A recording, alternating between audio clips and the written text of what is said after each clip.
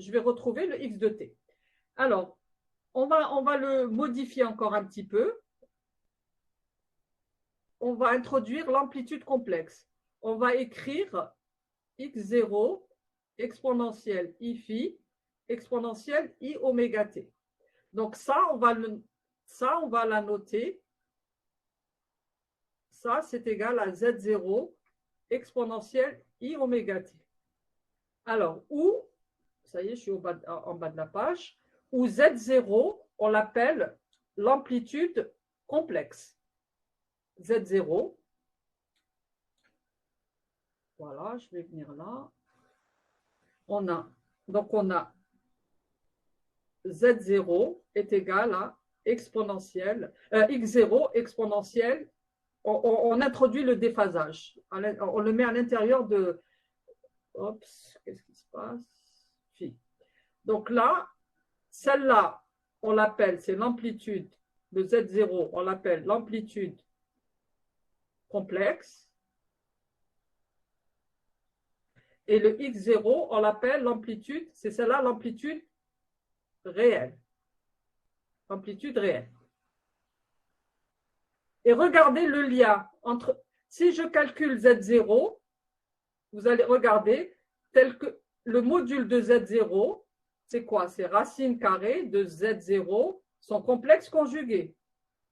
C'est racine de X0 exponentielle I phi multiplié par X0 exponentielle moins I phi.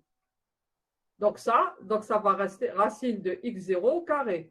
Comme on prend toujours une amplitude qui est positive, parce que le signe, il est dans le déphasage, il est dans le phi, et bien on aura, ça c'est égal à X0. D'accord? Voilà, donc le lien entre Z0 et X0, c'est que vous allez trouver que le module de Z0, eh ben, c'est X0, c'est directement X0. Alors, maintenant, donc, alors, ce n'est pas encore fini. J'introduis aussi, je vais introduire la force complexe. On a F de t, c'est quoi? C'est F0 cosinus oméga t. On va lui associer sa force complexe conjuguée. Je vais la noter, je ne sais pas moi, F bar ou la F tilde. C'est quoi? C'est F0 exponentielle I oméga t. Tel que quand vous prenez le réel de F tilde, qu'est-ce que vous allez trouver? Vous allez trouver la vraie force F de t. Voilà. Donc, après, maintenant, moi, qu'est-ce que je vais faire? Je vais écrire l'équation complexe, associée, je suis là. Donc, je vais écrire l'équation complexe associée à mon équation réelle. C'est-à-dire dans le. C'est plutôt celle-là. Celle-là, x de point plus 2 delta x point plus oméga 0 carré x. Celle-là, c'est l'équation en x. Je vais écrire son équation, mais associée à la variable z. D'accord? C'est pareil. Donc, à la place de x, j'aurai z. Donc, voilà la forme de l'équation. Voilà. Donc, qu'est-ce qu'on va avoir? On va avoir z de point plus 2 delta z point. Je ne fais que remplacer à la place de x, oméga carré z est égal à f0 exponentielle i oméga t. J'ai remplacé le f tilde. D'accord? Et maintenant, je vais chercher, je sais que la solution particulière de z avec, où est-ce que je suis? Avec z, lui est égal à z0 exponentielle i oméga t. Alors, je substitue ça. Donc, vous voyez, on va dériver deux fois. Quand on dérive deux fois, ça va faire quoi? Ça sera i oméga, on va d'une deuxième fois. Donc, ça sera moins oméga carré Z0 exponentielle I oméga t.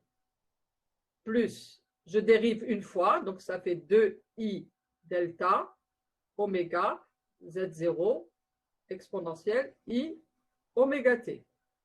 Plus oméga 0 carré Z0 exponentielle I oméga t est égal à F0 exponentielle hop, I oméga t. Tout le monde est d'accord avec moi? Et maintenant, qu'est-ce que je fais? Ben, je peux simplifier. Le exponentiel I oméga t, il est partout. Je vais mettre le Z0 en facteur et je vais tirer mon Z0, l'amplitude complexe. Donc, moi, voilà, je vais juste sauter une petite ligne de calcul. Z0 égale, attendez, j'ai oublié le 1 ici. Z0 égale F0 sur M, 1 sur 1 sur, alors je vais commencer par écrire celui-là d'abord, oméga 0 carré moins oméga 2, d'accord?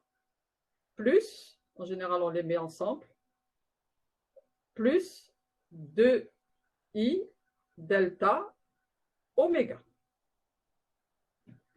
Est-ce que tout le monde est d'accord avec moi? J'ai simplifié les i oméga t, hop, hop, hop, et j'ai mis le Z0 en facteur. Et j'ai divisé. Donc j'ai tiré, vous avez vu, j'ai tiré le... donc celle-là, j'avais écrit. Donc celle-là, bon, dans le cours, c'est l'équation 11, mais ça, bon, donc voilà. Donc voilà, on vient de tirer l'amplitude complexe. Eh bien, qu'est-ce qu'on a vu tout à l'heure plus haut? On sait que le module de Z0, c'est directement, là, moi, ce qui m'intéresse, c'est le X0, c'est l'amplitude réelle. Je suis juste passé, c'est une, comment dirais-je, c'est une technique mathématique, on est passé par les nombres complexes, mais la grandeur qui nous intéresse, c'est le X0, c'est la valeur réelle. On sait que la relation entre Z0 et X0, c'est que le module de Z0 est égal à X0. Et là, vous voyez que ça, le module, c'est pour ça que je vous ai fait un petit rappel sur les nombres complexes. Le Z0, lui, je peux l'écrire comme étant, c'est le module de Z0 exponentielle I-phi. Donc, vous voyez, implique le Z0. Si vous pouvez, maintenant, c'est les nombres complexes. Le Z0, c'est le rapport de deux nombres complexes. C'est celui-là sur celui-là. D'accord? Donc, vous avez directement le module de Z0. C'est directement là. Donc, c'est F0 sur M multiplié par 1 sur le module de, il a bloqué, le module de ça. Donc ça, c'est égal à oméga 0 carré moins oméga 2. Oups, pardon. Le tout au carré plus 4 delta au carré oméga 0 carré. Et là, vous prenez la racine carrée. Et bien voilà votre x0. Donc ça, c'est égal à x0. Donc l'amplitude de x0, c'est f0 sur m. Allez, je vais l'écrire plus proprement.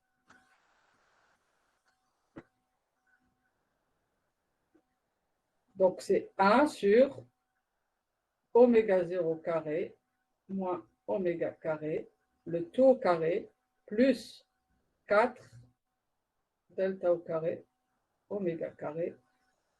Alors le tout puissance 1/2.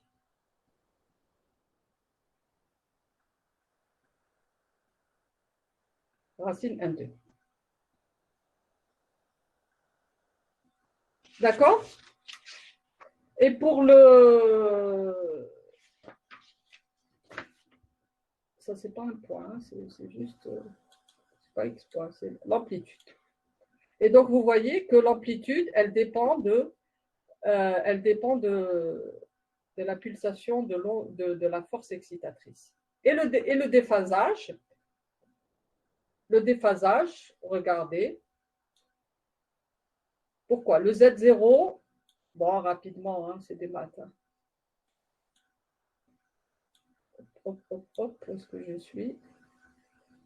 Tout le monde a noté quoi, le X0, c'est celui-là. Eh ben, je vais aller en dessous. Ben, le déphasage, regardez, qu'est-ce que j'ai utilisé?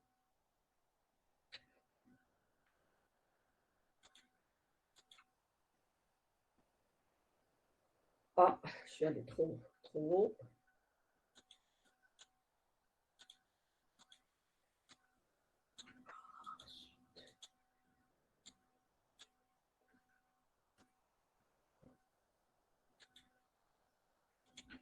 Alors, le déphasage, on montre si on a Z0, c'est Z1 sur Z2. Le ZA, c'est quoi? Lui, c'est un nombre réel, F0 sur M. Et le Z2, c'est le dénominateur. Hein? C'est celui-là. Et donc, vous allez, c'est le dénominateur. Donc, Z0, vous l'écrivez. Donc, c'est module de Z0 exponentielle I-phi. Et l'autre, le ZA, c'est module de ZA. Allez, je vais effacer ça.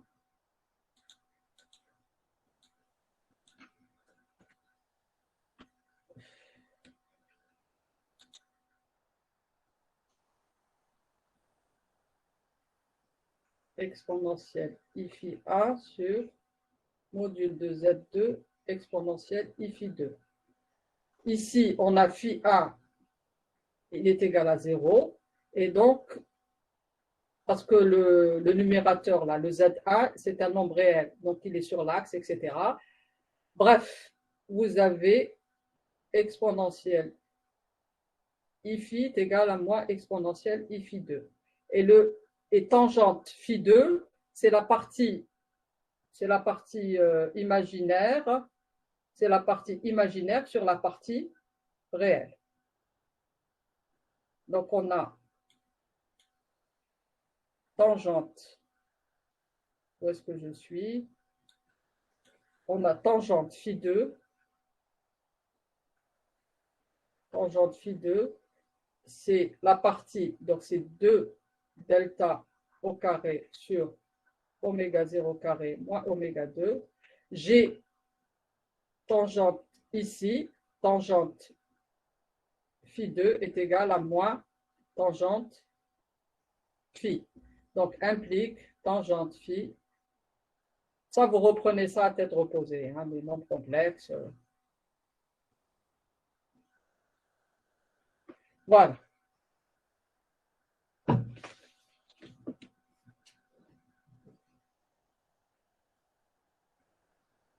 Alors, donc on vient de déterminer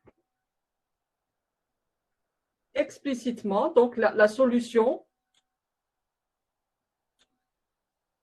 Si je dézoome, voilà, je résume les calculs. On vient de déterminer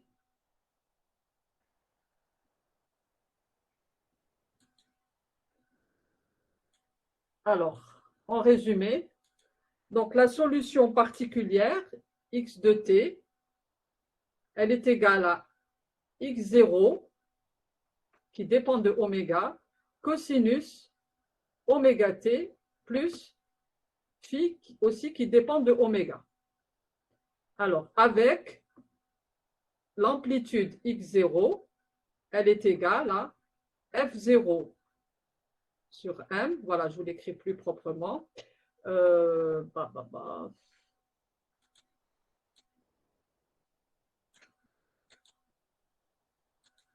Alors, F0 sur M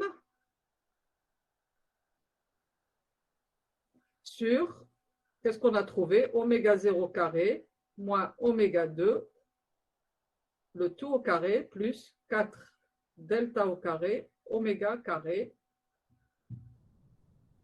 le tout puissance n demi, et phi, ou bien phi, c'est arctangente. Alors, avec c'est phi est égal à arc de la tangente de moins 2 delta oméga sur oméga 0 carré moins oméga. Voilà. Alors, qu'est-ce qu'on va faire? Donc, on va s'arrêter un moment pour commenter la solution particulière x de t en régime permanent. Qu'est-ce qu'on constate? Première constatation, c'est que les oscillations x de t, elles varient, elles ont lieu avec la même pulsation que la force excitatrice. La force F de t, où est-ce que je suis? Je ne veux pas répondre.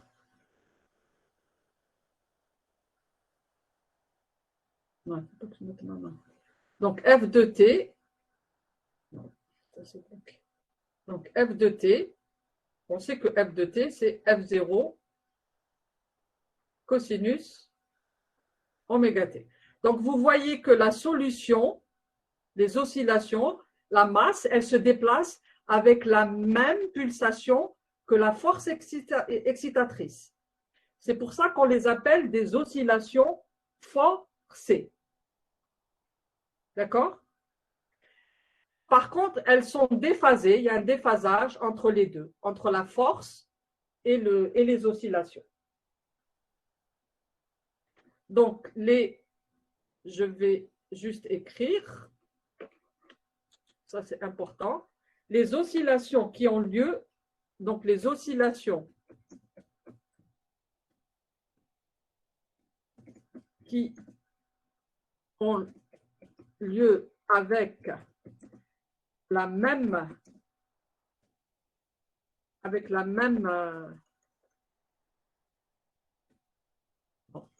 je vais finir par, avec la même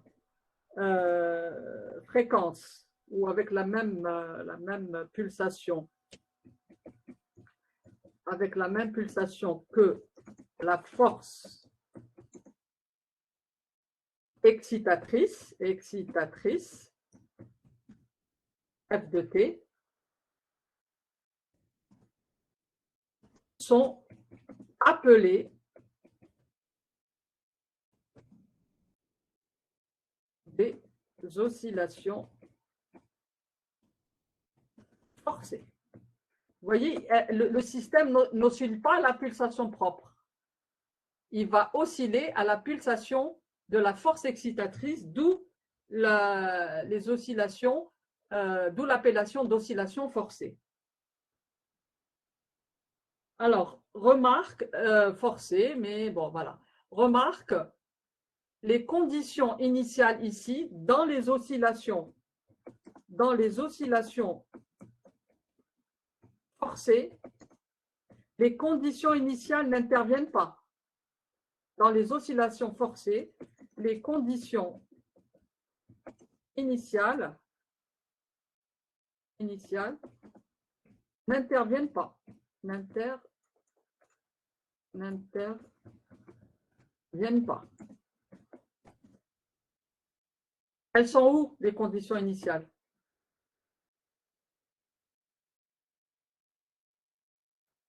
Regardez, ici, elles n'apparaissent pas. Elles sont dans la solution homogène. Alors, si on se résume, si je fais un schéma,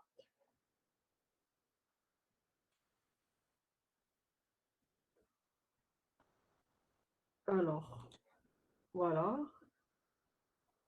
Si je fais un schéma, qu'est-ce qu'on va avoir si je trace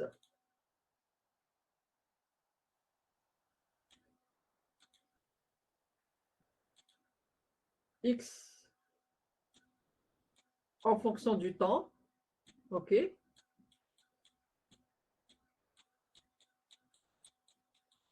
Alors, si on trace X en fonction du temps, allez, je vais reprendre mon stylet. Il est où? La souris, elle est là. Alors, donc si on trace, qu'est-ce qu'on va avoir? On va avoir, par exemple, entre T et 10 taux à peu près, on appelle ça le régime, comment dirais-je, transitoire. Le régime transitoire, lui, c'est l'association de, pour les instants. Alors, qu'est-ce que je vais faire? Pour les instants compris entre 0 et 10 taux à peu près, la solution, on a vu que c'était la solution homogène plus la solution particulière. Et la, donc, il y aura un mélange des deux, quoi. Il y aura, je sais pas moi, il y aura, voilà. Ça, c'est le régime transitoire.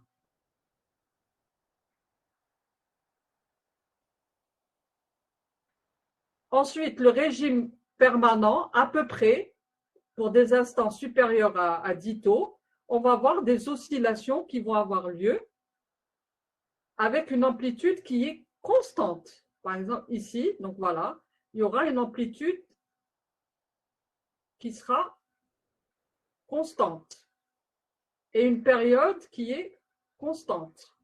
Donc voilà, l'amplitude ici, elle va être égale à x0 et la période des oscillations, t, elle aussi, elle va être égale à 0, c'est 2pi sur oméga. Et oméga, c'est la pulsation propre. Bon, vous décalez l'axe, hein, vous avez compris que là, j'ai mal dessiné. Hein. L'axe, il devrait être... Donc là, ça, c'est le régime permanent. C'est celui-là qu'on a étudié. Celui-là, il est très rapide. Hein. Vous allez voir, il ne dure pas longtemps. On peut faire juste un petit changement de variable à partir de t égale le changement d'axe et on commence. Celui-là, il ne nous intéresse pas trop. Hein. Il est vraiment, c'est un régime qui ne dure pas longtemps. Avec, vous allez voir, vous pouvez estimer le taux et vous allez voir, il ne dure pas longtemps et c'est celui-là euh, qui va durer tout le temps. Donc là, ça c'est le régime permanent où la solution, il va rester que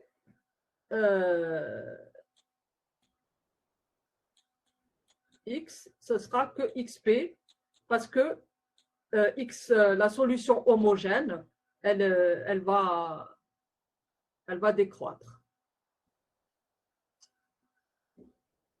Plus xp, celle-là, elle tend vers 0, et il va rester que la solution permanente. D'accord? Alors, ça ressemble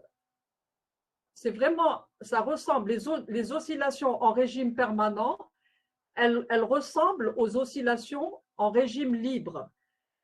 Par contre, la différence, c'est que les oscillations en régime libre, ça dépend, l'amplitude dépend des conditions, les oscillations dépendent des conditions initiales.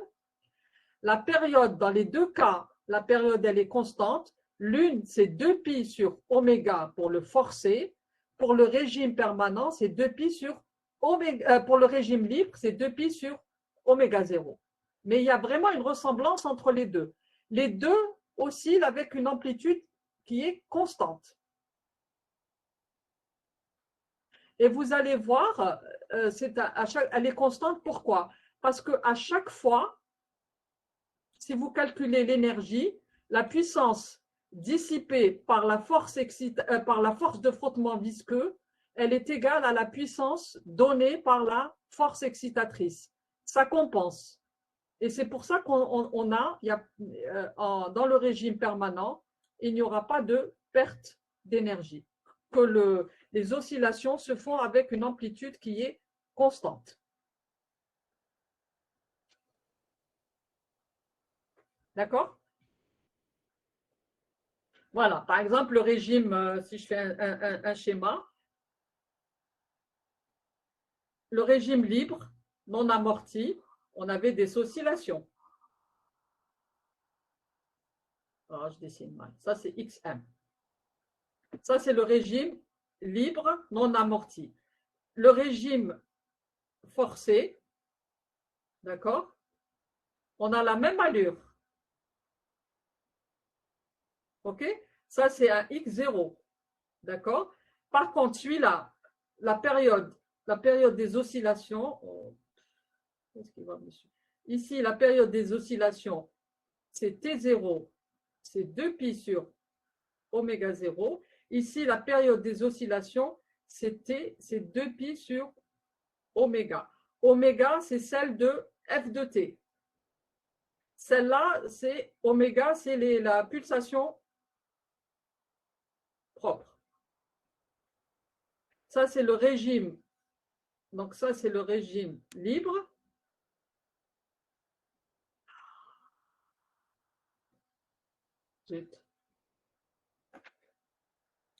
Ça, c'est le régime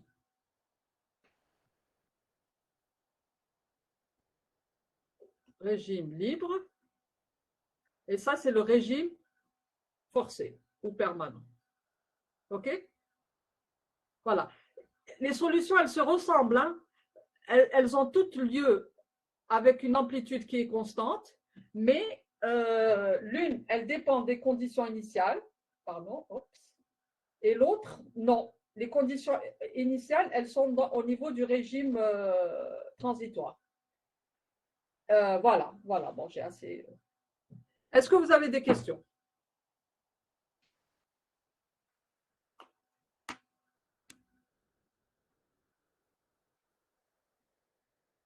Alors, OK, etc.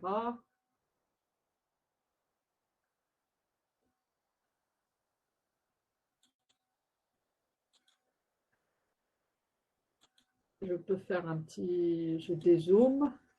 Ah, bah voilà, j'ai écrit pas mal de choses. Hein.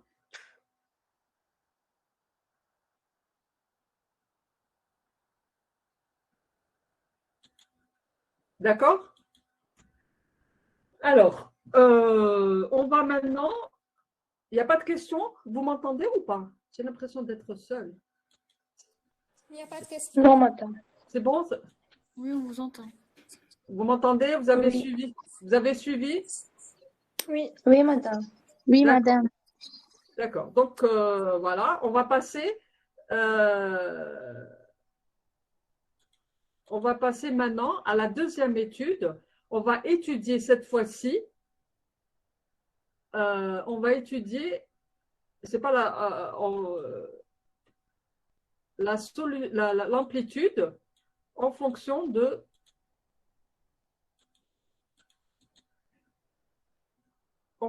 oméga. Vous avez vu que l'amplitude et le déphasage dépendaient de oméga. Donc, étude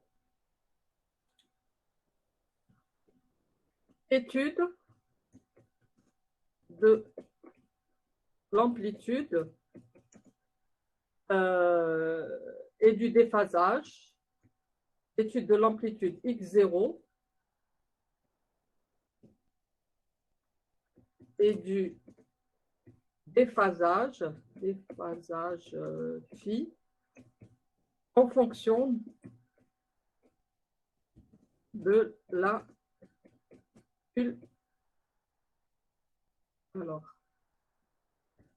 pulsation.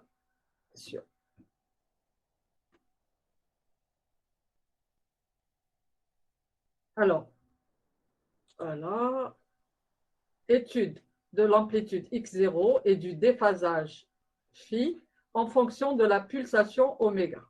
D'accord? Quand on a regardé, on a trouvé, je réécris, donc étude maintenant on va s'occuper de l'amplitude dans un premier temps. Donc qu'est-ce qu'on a? On a x0, l'amplitude.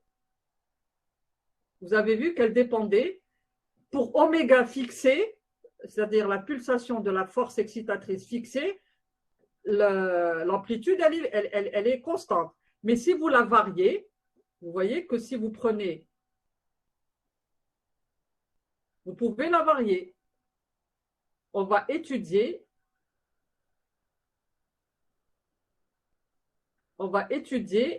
cette fonction-là en fonction de oméga carré. Oméga. D'accord? Pour une pulsation fixée,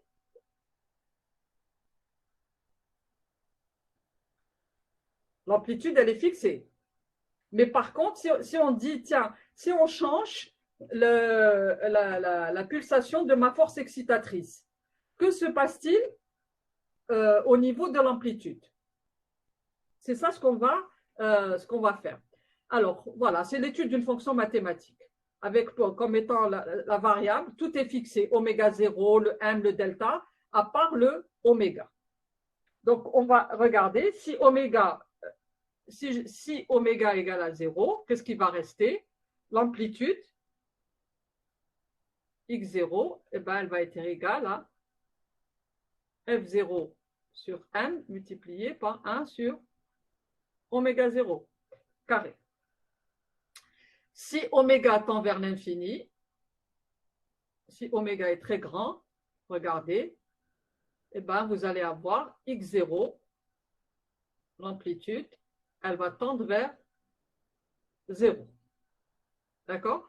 Alors, moi, si je trace, donc, à peu près, donc je connais le comportement de cette fonction-là. Alors, où est-ce que je suis?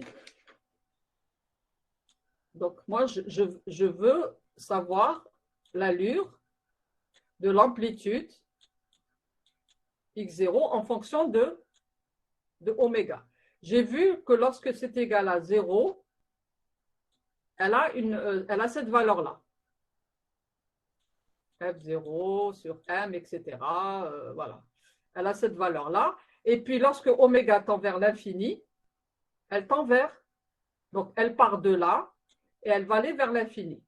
On va voir que se passe-t-il entre les deux. On va essayer de chercher, est-ce qu'elle monte et elle descend? Est-ce qu'il y aura un maximum ou bien est-ce qu'elle descend comme ça?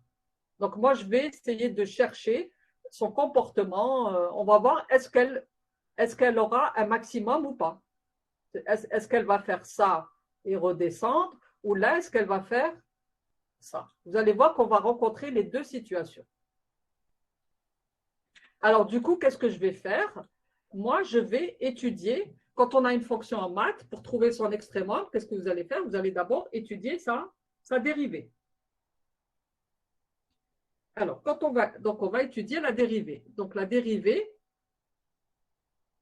c'est d de x0 sur, ça commence bien, d de x0, donc on va calculer la dérivée par rapport à oméga, d'accord? Donc, si vous regardez cette fonction-là, ce qui m'intéresse, donc ici, c'est comme si on avait une fonction, le f0, on va le laisser en facteur, hein. C'est f0, oh mon Dieu, f0 sur m, multiplié, la fonction, c'est, disons, c'est u à la puissance, c'est racine de u à la puissance moins 1,5. Hein. C'est une fonction, le i. Ah. Oh mon Dieu. Je vais finir par. Donc, le x0, elle est de la forme, donc f0 sur m, u à la puissance moins 1,5. OK? Et le u, c'est quoi? C'est oméga 0 carré, ça y est. une fois que j'ai puissance 2 plus 4 delta au carré oméga k. Donc, vous allez dériver ça. Quand on dérive, c'est quand on dérive u à la puissance moins 1 demi. Nourrir comme les lignes de... c'est quoi? C'est moins 1 demi, u prime sur u à la puissance 1 demi. D'accord? Donc, tout ça, bon, le f0 sur m, donc je dérive ça. Donc, ça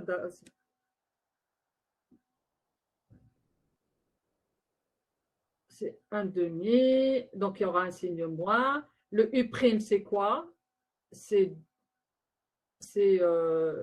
Donc je dérive ça. Donc ça sera 4 oméga carré sur oméga 0 carré moins oméga carré plus 8 delta. Allez, je vais effacer ça.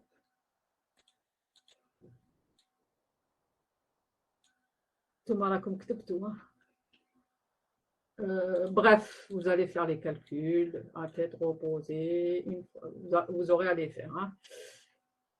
Donc, ça sera plus, où est-ce que je suis? 8 delta au carré oméga.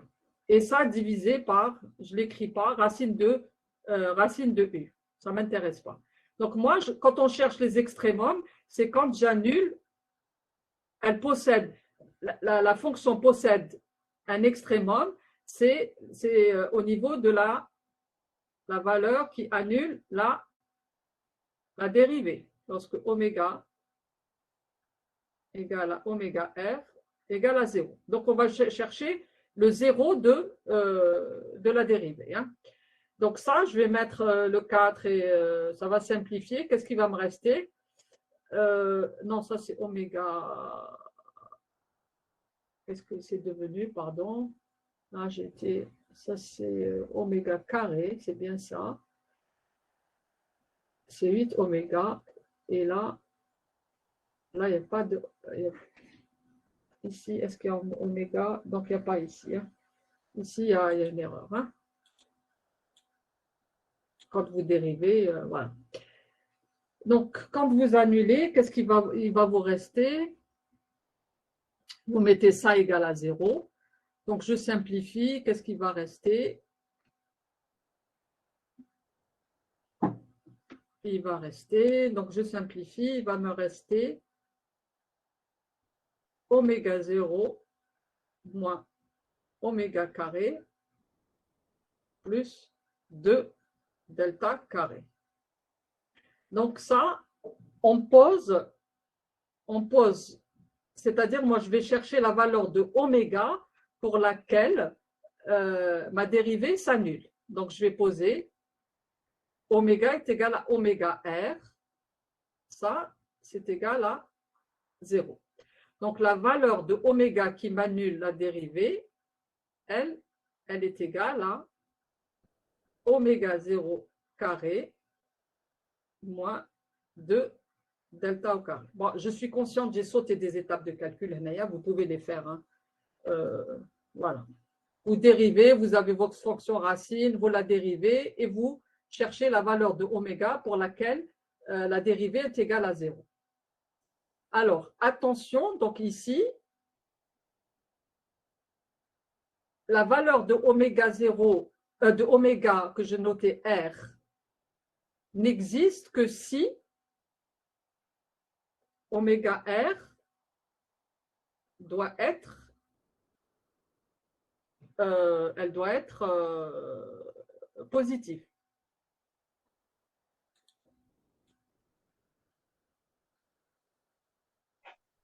Madame, oméga carré R égale à oméga 0 carré plus de moins.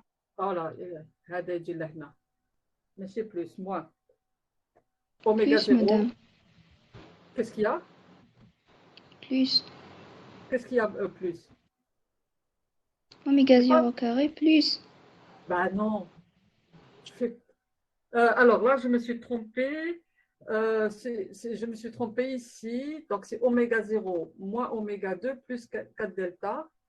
Non, non, on doit trouver un mois. Donc, l'amiral Tahna. Ici, je me suis trompée. Voilà, regardez. Ici, quand je dérive, il y a un signe moins là. Par rapport à ce que je vous ai écrit. Parce que là, quand je dérive, bref, ici, il y a un signe moins, pardon. Hein. Parce que quand vous dérivez, regardez, vous dérivez,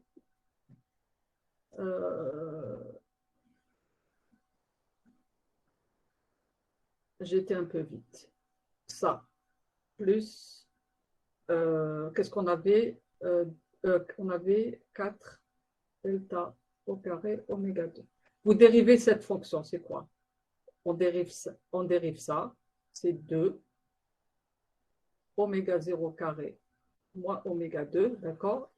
Fois ça. Ça, c'est moins 2 oméga. OK? Plus 8 delta. Je voulais aller vite. D'accord? Donc, il y a un signe moins. Naya, j'ai raté le signe moins. Tout le monde est d'accord avec moi? Donc, Naya, vous avez un signe. Voilà, j'ai raté le signe moins ici. Et donc, là, du coup, vous allez avoir, voilà, il y a un signe moins ici. Et donc, là, j'aurai ma... Alors, la, oméga R est une pulsation. Elle doit être positive. Donc, du coup, pour qu'elle soit positive, il faudrait que il faut que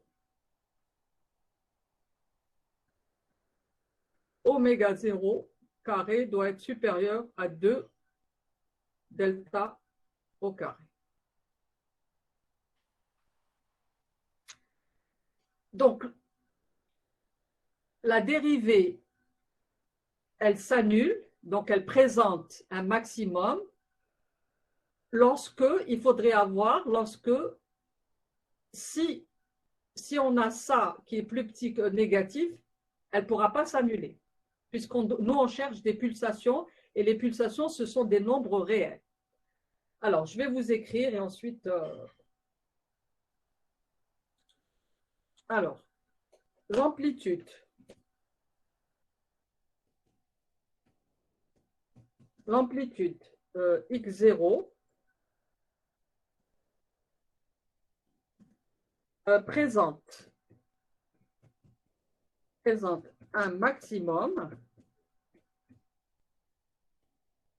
maximum lorsque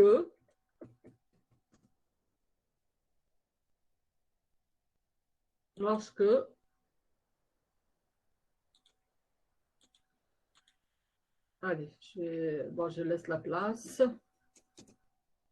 Lorsque oméga 0 est supérieur, voilà, allez, je retourne. Alors, l'amplitude x0 présente un maximum lorsque oméga 0 carré est supérieur à 2 delta carré. En termes de facteur de qualité, c'est-à-dire le Q, il doit être supérieur à 1 sur racine de 2. L'amplitude, donc x0, présente un maximum lorsqu'on a cette condition qui est vérifiée, c'est-à-dire il faudrait avoir un facteur de qualité qui est supérieur à 1 sur racine de 2. Ce maximum a lieu, donc ce maximum, sur un schéma, vous allez voir, ça va être très clair. Hein. Ce maximum a lieu pour oméga est égal à oméga R et c'est égal à racine de oméga 0 carré moins 2 delta. Alors, oméga R, on l'appelle la pulsation de résonance. D'accord? Et quand l'amplitude présente un maximum, qu'est-ce qu'on dit? Ça, c'est juste, c'est une terminologie. Lorsque l'amplitude a un maximum, on dit qu'il y a lorsque l'amplitude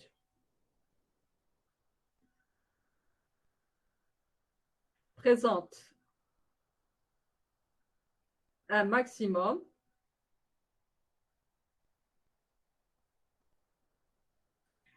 on dit qu'il y a résonance. Ah, résonance, c'est pas comme ça. Hein. Oh là là. C'est un E là. Je vais vous le... lorsque l'amplitude présente un maximum, hop, ça y est, on dit qu'il y a résonance.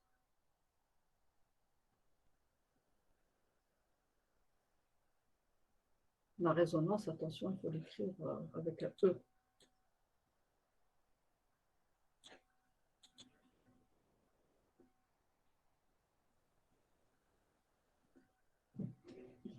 D'accord? Alors, on se résume. On a vu que l'amplitude présentait un maximum, c'est-à-dire une fonction, elle a un maximum lorsque sa dérivée s'annule. Ce maximum, il a lieu lorsque oméga, c'est le point qui annule la dérivée. Ici, on a vu que comme ça, c'est pas la pulsation n'est pas une valeur quelconque, c'est une grandeur physique, pardon, qui doit être positive. Donc là, il faudrait que oméga r au carré doit être positive. Donc il faudrait que la pulsation propre, ce terme-là, il faudrait qu'il soit supérieur à celui-là. Sinon, on n'a pas un maximum. Ah donc du coup, qu'est-ce que j'ai écrit? J'ai écrit que l'amplitude de x0 présente un maximum lorsque oméga 0 carré est supérieur à 2 delta au carré.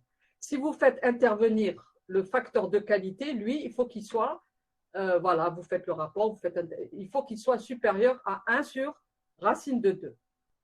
Le maximum, il a lieu lorsque oméga est égal à oméga r et vous avez sa valeur. Alors, le oméga r, on l'appelle pulsation de résonance.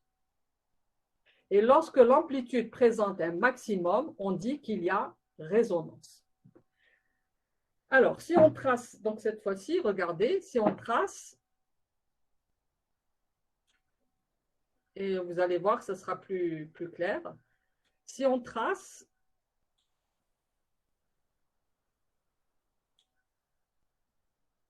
la courbe, l'amplitude,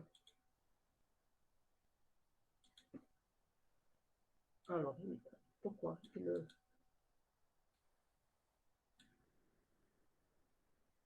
Voilà, si on trace l'amplitude, alors, je vais reprendre mon stylet. Alors, si on trace l'amplitude x0 en fonction de la pulsation oméga. Donc, on va repérer ici le oméga r, la pulsation propre, la pulsation de résonance, et là, le 0. Alors, je vais représenter pour différentes valeurs. Si vous avez, par exemple, ici, je vais représenter deux courbes. Ça, c'est le... Hop, je suis là. Elle va faire ça. Merci. Elle va faire ça. Et elle va s'annuler. Par exemple, je prends ça, j'ai pris un facteur de qualité Q1 ici. Voilà. Et je prends une deuxième courbe avec un, et ça va s'annuler, un facteur de qualité, attendez, soyez patient avec moi, Q2. Ici, plus je diminue le facteur, et si je prends en bas ici, voilà. Alors ça, ici, on a Q1, j'ai pris un facteur de qualité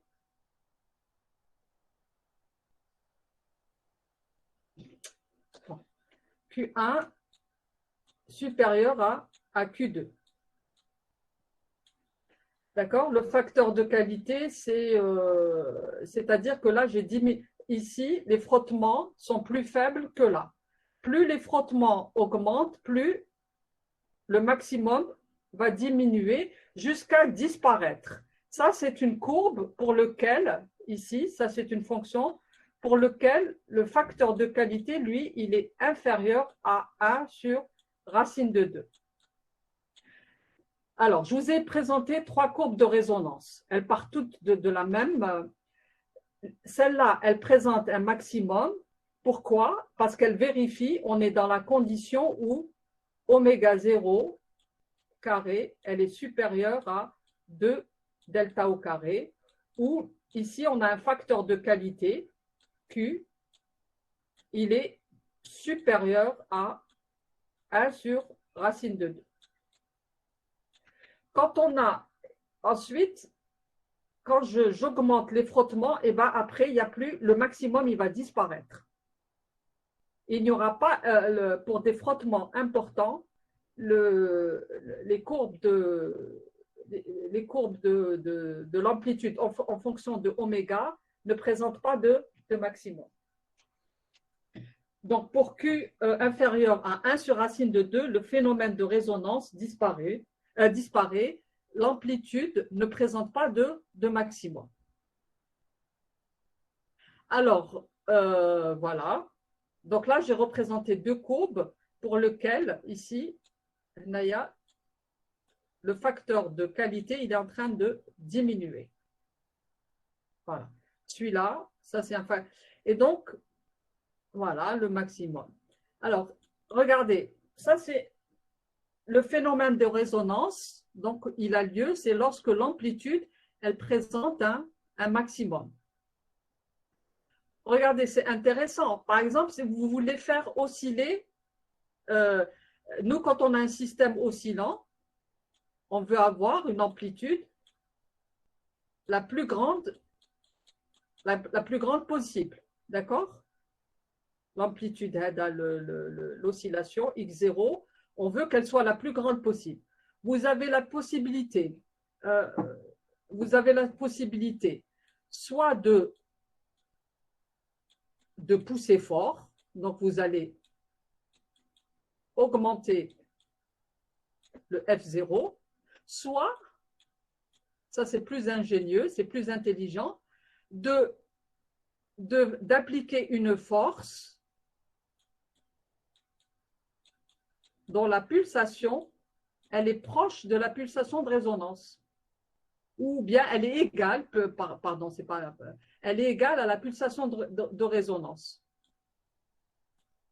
Donc, vous pouvez augmenter, avoir des amplitudes importantes, soit en changeant l'intensité de la force, soit en appliquant une force, F de oméga, qui, elle est égale à la pulsation de résonance. Et là, vous aurez des oscillations avec une amplitude, c'est la plus grande possible. Et on appelle ça c'est le phénomène de résonance.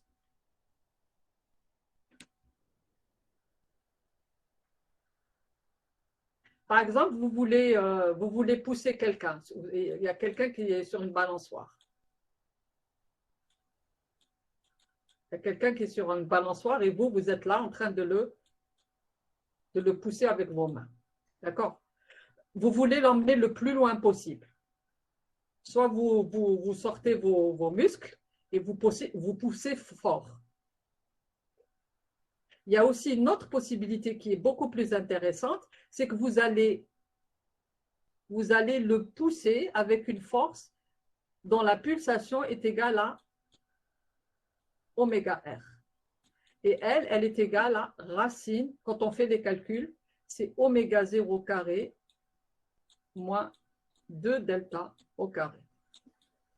Et lorsque les frottements sont faibles, eh bien, la pulsation de résonance, elle est proche pour delta très faible devant oméga 0 carré, eh bien, la pulsation de résonance, elle a lieu presque à la pulsation propre du système. Voilà. Voilà un effet physique nouveau et caractéristique des oscillations forcées. Vous pouvez régler votre pulsation de la force excitatrice à la pulsation de résonance, et bien là, vous aurez des amplitudes qui vont être les plus grandes maximales, les plus grandes possibles. Vous pouvez avoir un phénomène de résonance. D'accord? C'est vrai que je vous ai gardé.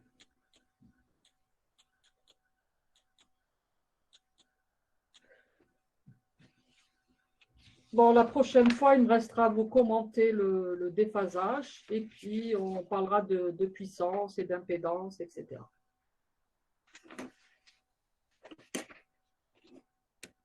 Alors, ne quittez pas, je vais prendre les appels. Madame, Oui?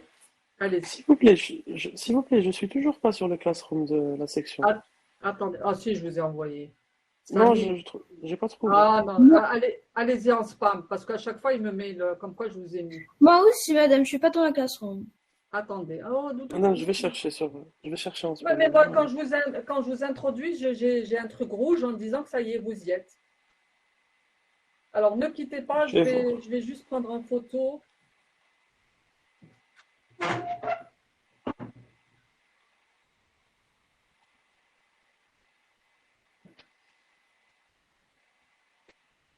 Madame, il n'y a pas même en spam.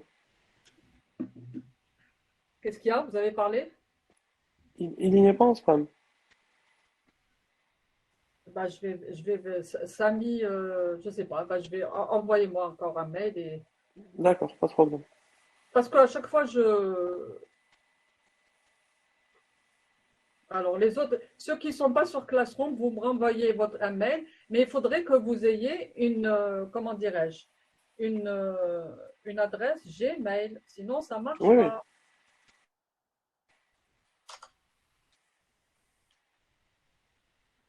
D'accord, merci madame. Voilà. Ça a été le cours, ça va? Ça va. Moi, j'ai un peu galéré avec ça y est, je vais m'habituer avec la tablette graphique, mais bon, c'est beaucoup plus... Adéquat. Ouais. J'écris plus rapidement, mais bon, fallait que je m'habitue. Alors, on se dit à demain pour le... Bon, je suis en train de... Hop. Là, les absences entre les 68 et les...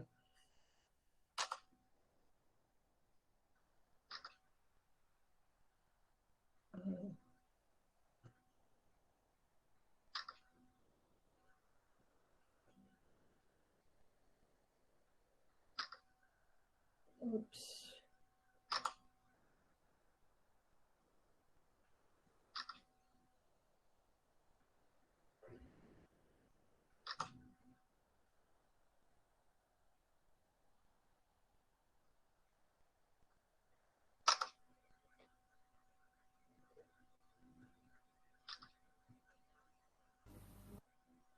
Voilà. Est-ce que vous avez... Oups, ça y est, c'est bon. Oh là là. C'est bon? À demain pour le TD.